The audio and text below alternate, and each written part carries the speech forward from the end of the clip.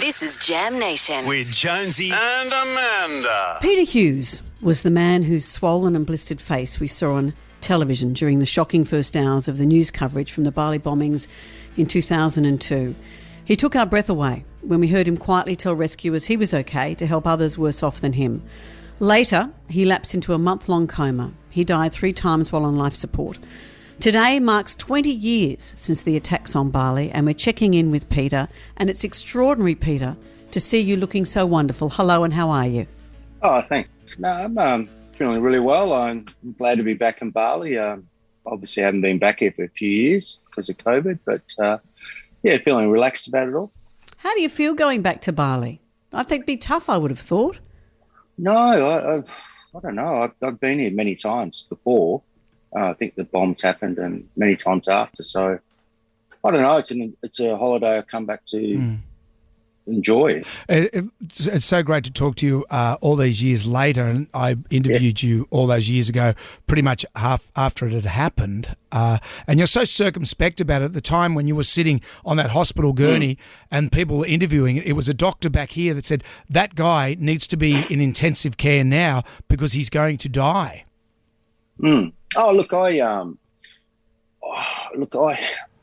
I did that interview, it was all based on the fact I thought I was going to die. I sort of got the feeling with people that were around me or looking at me as saying, well, mate, if you're not going to accept our help, you're going to struggle. So I just took that as, well, I better get this interview. I'll grab Mark Burrows quickly and before I actually get transported to the airport and taken back to Australia, because this might be pretty much my last chance to get anything back to my son Lee, who was in Phuket at the time, and obviously all my friends and family say I was okay, even though I wasn't. Wow. And how's your recovery been? You look amazing. Physically, everything okay? You get little reminders because I was 53% burnt. That's sort of, sometimes you sort of get reminded about the fact that you need to look after your skin a bit and don't treat it too roughly. It's been a mental struggle.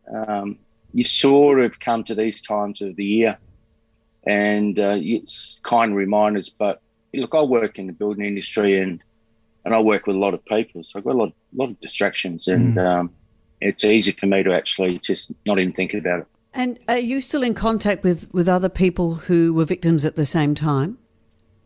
Oh, we are. Not constantly, but every now and again we cross paths, and no matter where we are, and it's interesting to meet people that have been through the same journey that we're just taking in our stride, and we don't get too caught up in it. And that's the way to be. Well, Pete, it's just great to talk to you after all these years that we're still here. Peter Hughes, thank you. Bring us back a Bintang singlet, mate. I'm running short on them.